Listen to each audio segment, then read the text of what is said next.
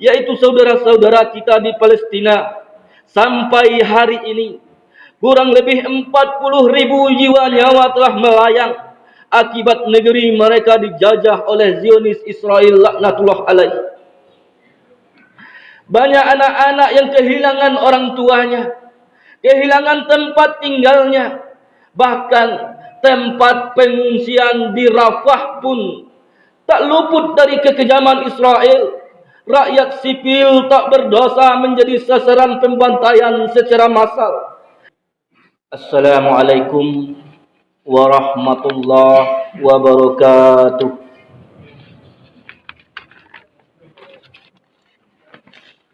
Allahu Akbar, Allahu Akbar, Allahu Akbar, Allahu Akbar, Allahu Akbar, Allahu Akbar, Allahu Akbar, Allahu Akbar, Allahu Akbar, Allahu Akbar kabira, walhamdulillahi katsira, wa subhanallahi bukratan wa asila.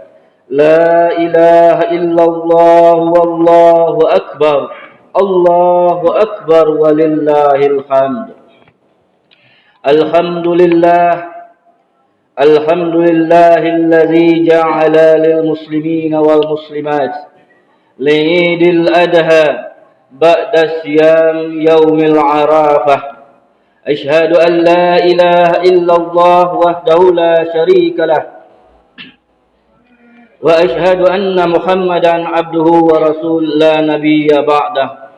اللهم صل وسلم على سيدنا محمد وعلى آله وأصحابه من تبعهم بإحسان إلى يوم القيامة. أما بعد، فيا أيها القادرون اتقوا الله حق تقاته ولا تموتن إلا وأنتم مسلمون.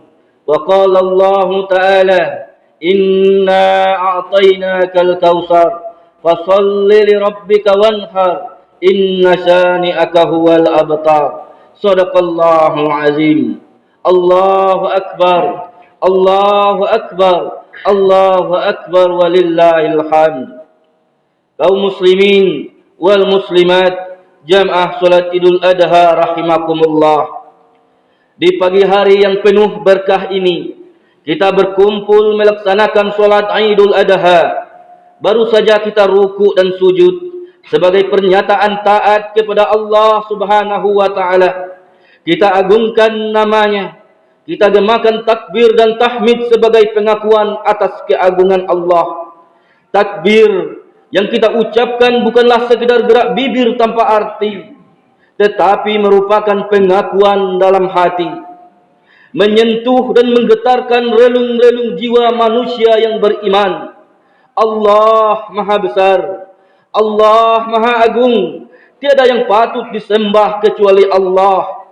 Untuk itu marilah kita tingkatkan iman dan takwa kita kepada Allah Subhanahu wa Ta'ala, karena takwa inilah sebaik-baiknya bekal dalam kita mengarungi hidup dan kehidupan yang teramat sebentar, kehidupan yang teramat sekejap di atas dunia yang fana ini. Wa tazawwadu fa inna khairuz zadi taqwa. Berbekalah kamu, maka sesungguhnya sebaik-baiknya bekal adalah takwa.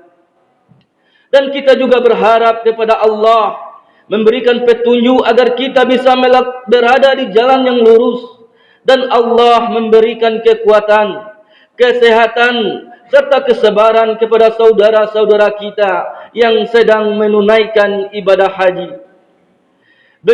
Begitu juga kesabaran semoga tertanam dan terpatri kepada saudara-saudara kita yang saat ini terus-menerus berada dalam duka dan nestapa, yaitu saudara-saudara kita di Palestina.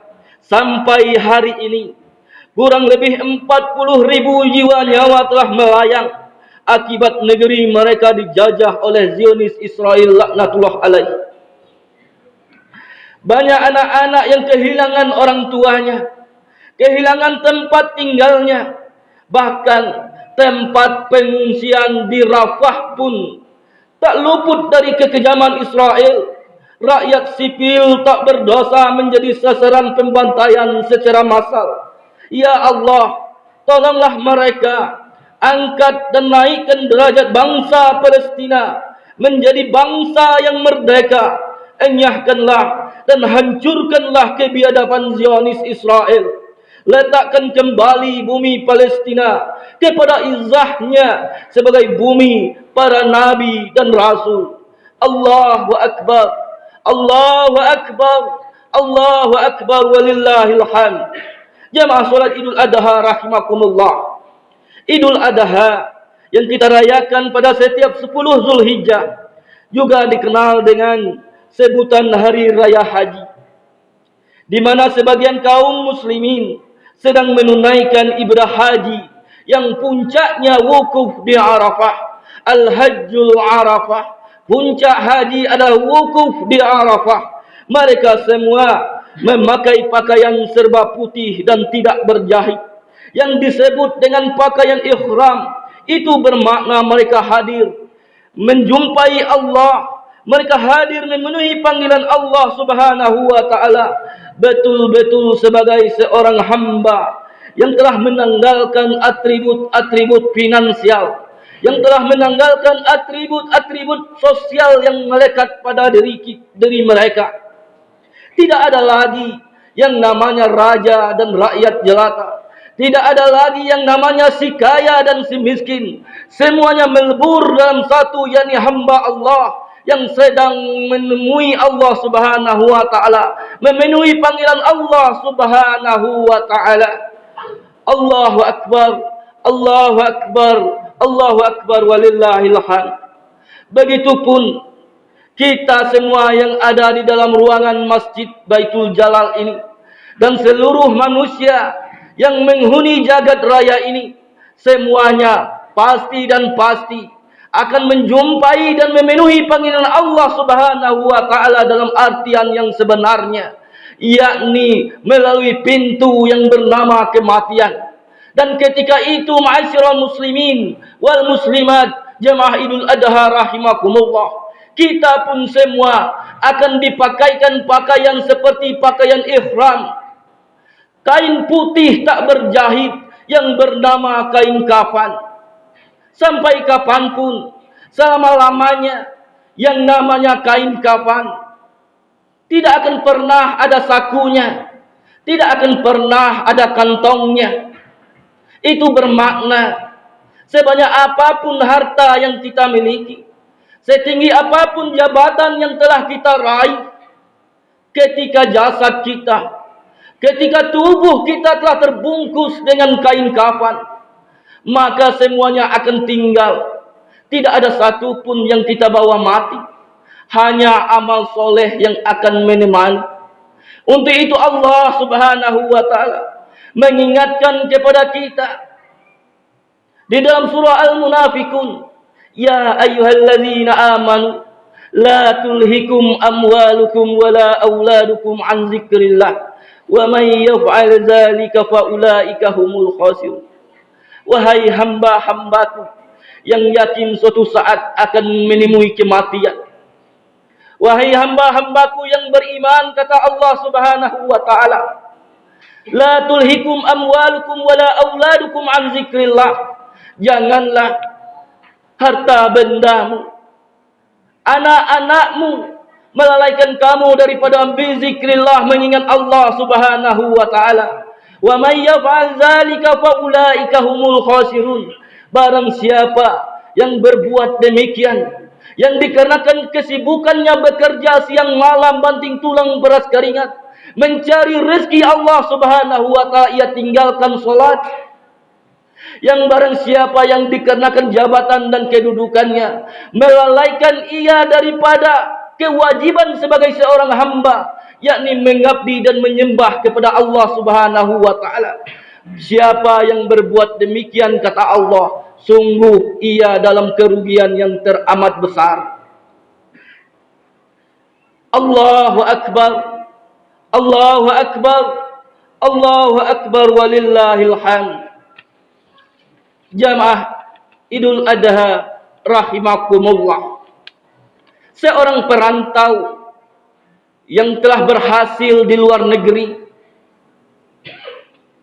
tentunya ketika ia berhasil memperolehkan harta benda yang sangat banyak, mobil yang mengkilap, rumah bertingkat, dan uang yang berlipat-lipat, ketika ia ingin pulang ke kampung halamannya, tentunya dia tidak akan bisa membawa semua harta bendanya itu. Sudah pasti akan dicegat, disita oleh pihak bea cukai. Tetapi perantau yang cerdas, maka dia akan menukarkan semua harta bendanya. Dia transfer, dia kirim ke kampung halamannya sebelum ia pulang ke kampung halamannya, agar dia bisa menikmati hasil jerih payah mereka di perantauan. Seyogianya begitupun kita.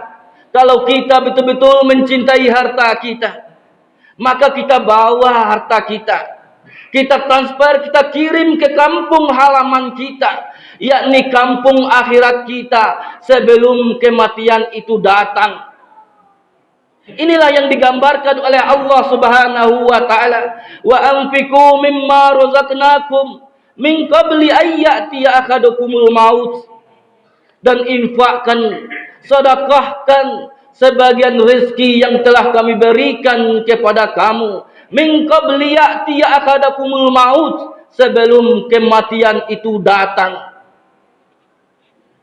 Ma'asyiral muslimin wal muslimat jamaah Idul Adha rahimakumullah. Maka salah satu bentuk kita menginfakkan, mensedekahkan harta fi sabilillah adalah dengan menyembelih hewan kurban pada hari ini dan hari-hari tasyrik 11, 12 dan 13 Zulhijjah. Fasalli li rabbika wanhar, dan dirikanlah salat semata-mata karena Rabbmu, karena Tuhanmu. Wanhar, dan sembelihlah hewan kurban. Bahkan baginda Nabi sallallahu alaihi wasallam dalam sebuah mafhum hadisnya mengancam bagi kita yang mempunyai kelapangan harta, kelapangan rizki, namun tidak mau menyembelih hewan kurban, jangan dekati tempat solat kami, kata baginda Nabi sallallahu alaihi wasallam. Kurban berasal dari kata kuraba, yakrabu kurbanan, kurban yang berarti dekat. Dalam artian dengan kita berkorban, pada hakikatnya kita mendekatkan diri kita kepada Allah Subhanahu wa taala. Karena selama ini kita telah jauh dari Allah Subhanahu wa taala. Kita telah jauh dari masjidnya Allah. Kita telah jauh daripada Al-Qur'an. Maka dengan menyembelih hewan kurban, kita berharap mudah-mudahan kita semakin dekat dengan Allah Subhanahu wa taala. Ma'asyiral muslimin wal muslimat jamaah Idul Adha rahimakumullah. Kurban merupakan napatilas dari pengorbanan dan perjuangan Nabiullah Khalilullah Ibrahim alaihissalam dalam menyembelih anaknya Ismail alaihissalam. Secara tekstual dan syariat, Allah Subhanahu wa taala memerintahkan Nabiullah Khalilullah Ibrahim alaihissalam menyembelih anaknya Ismail alaihissalam. Namun secara hakikatnya Allah Subhanahu wa taala adalah zat yang maha pengasih, zat yang maha penyayang. Mungkinkah Allah yang maha pengasih dan maha penyayang memerintahkan hambanya, kekasihnya Ibrahim alaihissalam untuk melakukan sebuah kekejian dan kemungkaran, menumpahkan darah manusia, wabil khusus menumpahkan darah anaknya Ismail alaihissalam? Tentu tidak, ma'asyiral muslimin jamaah Idul Adha rahimakumullah. Tetapi pada hakikatnya yang diperintahkan oleh Allah Subhanahu wa taala adalah menyembelih rasa cinta Nabiullah Ibrahim alaihissalam kepada anaknya Ismail alaihissalam. Setelah belasan tahun berpisah, tidak bertemu dan bersua, maka sekali bertemu dan bersua, tumbuhlah rasa cinta yang teramat besar pada diri Nabiullah Khalilullah Ibrahim alaihissalam, sehingga Allah tidak ingin hati hambanya, kekasihnya ada cinta selain Allah Subhanahu wa taala. Tidak sempurna iman seseorang, kata baginda Nabi sallallahu alaihi wasallam, jikalau ia mencintai selain Allah Subhanahu wa taala melebihi mencintai Allah dan Rasulnya. Allahu akbar, Allahu akbar, Allahu akbar walillahil hamd. Untuk itulah Allah Subhanahu wa taala ganti sembelihannya, kurbannya dengan hewan ternak ataupun kibas. Allahu akbar, Allahu akbar, Allahu akbar walillahil hamd. Hewan ternak ataupun binatang yang disembelih oleh Nabi Allah Ibrahim alaihissalam merupakan simbol bahwa kita hendaknya juga menyembelih sifat-sifat hewannya, sifat-sifat binatang yang ada pada diri kita ini. Untuk itu Imam Ibnu Taimiyah mengatakan, hakikat kurban adalah zaban min sifatin al-bahimiyah, penyembelihan sifat-sifat hewaniah yang ada pada diri kita. Sifat-sifat binatang inilah yang harus kita sembelihkan seiringnya kita menyembelih hewan kurban ataupun hewan ternak. Ma'asyiral muslimin wa muslimat jemaah Idul Adha rahimakumullah. Itu pula yang mengapa yang kita sembelih adalah binatang berkaki empat. Kenapa ayam tidak kita sembelih dikatakan kurban? Mengapa hewan binatang berkaki empat? Ternyata empat itu pun merupakan simbol daripada hawa, nafsu, setan dan dunia yang ada dalam hati dan kalbu kita selama ini. Ternyata empat hal inilah yang selama ini membuat kita jauh dari Allah Subhanahu wa taala. Maka empat inilah yang harus kita sembelih, kita buang dan kita singkir di dalam diri kita. Ma'asyiral muslimin wal muslimat jamaah Idul Adha. Satu hewan kurban bisa untuk 7 orang. Dan itu pun merupakan simbol makna yang terkandung di dalamnya. Ternyata 7 itu merupakan simbol 7 pintu masuknya hawa, nafsu, setan dan dunia di dalam diri kita. Apa itu 7 pintu? Yang ini adalah 2 mata kita, 2 telinga kita, 2 lubang hidung kita, dan 1 lisan ataupun mulut kita. Ternyata 7 pintu inilah yang masuk daripada dunia, setan, hawa dan nafsu di dalam diri kita. Maka ketika kita menyembelih hewan kurban, hendaknya kita juga menutup 7 pintu ini. Jangan sampai setelah kita menyembelih hewan kurban, setelah kita menyembelih sifat-sifat binatang dalam diri kita, ternyata kita tidak menutup 7 pintu ini, sehingga hawa, nafsu, dunia dan setan itu pun kembali masuk di dalam diri kita. Dengan cara apa? Menundukkan pandangan kita. Banyak-banyak kita menundukkan pandangan kita, melihat ke bumi, melihat ke tanah. Itu bermakna kita semakin ingat, semakin banyak mengingat kematian. Ketika kita melihat tanah, melihat bumi, kita berasal dari tanah dan suatu saat akan ditimbun di dalam tanah. Ma'asyiral muslimin wal muslimat jamaah Idul Adha rahimakumullah. Karena daging, darah hewan kurban tidak akan pernah sampai kepada Allah Subhanahu wa taala, tetapi yang sampai kepada Allah, yang diterima oleh Allah Subhanahu wa taala adalah ketakwaan, kepatuhan kita dalam menjalankan perintah Allah Subhanahu wa taala.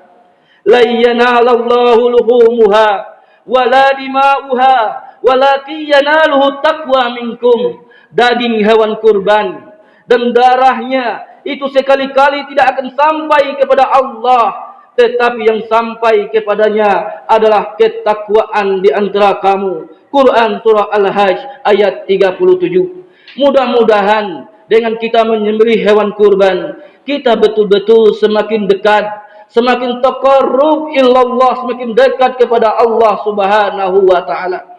Di akhir khutbah ini, marilah kita mengangkat tangan kita, kita menundukkan kepala dan hati kita bermunajat kepada Allah Subhanahu wa taala. Semoga Allah Subhanahu wa taala mengabulkan semua doa-doa kita. A'udzubillahi minasyaitonir rajim. Bismillahirrahmanirrahim. Alhamdulillahi rabbil alamin. Hamdan yuwafi ni'amahu wa yukafi mazidah. Ya Rabbana lakal hamdu kama yanbaghi li jalali wajhikal karim wa azimi sultanik. Allahumma salli ala Muhammad wa ala ali Muhammad.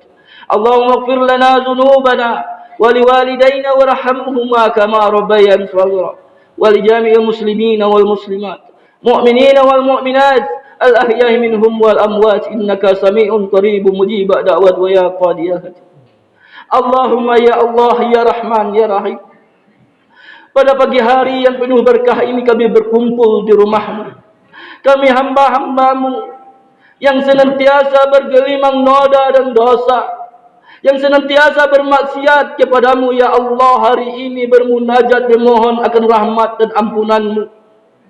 Ampunilah dosa-dosa kami ya Allah. Ampunilah dosa-dosa kami ya Allah. Ampunilah dosa-dosa kami ya Allah, dosa kami yang telah lalu maupun yang akan datang, yang besar maupun yang kecil, yang sengaja maupun yang tidak kami sengaja, yang nyata maupun yang selama ini kami sembunyikan rapi-rapi ya Allah. Ampunilah semua dosa-dosa kami ya Allah.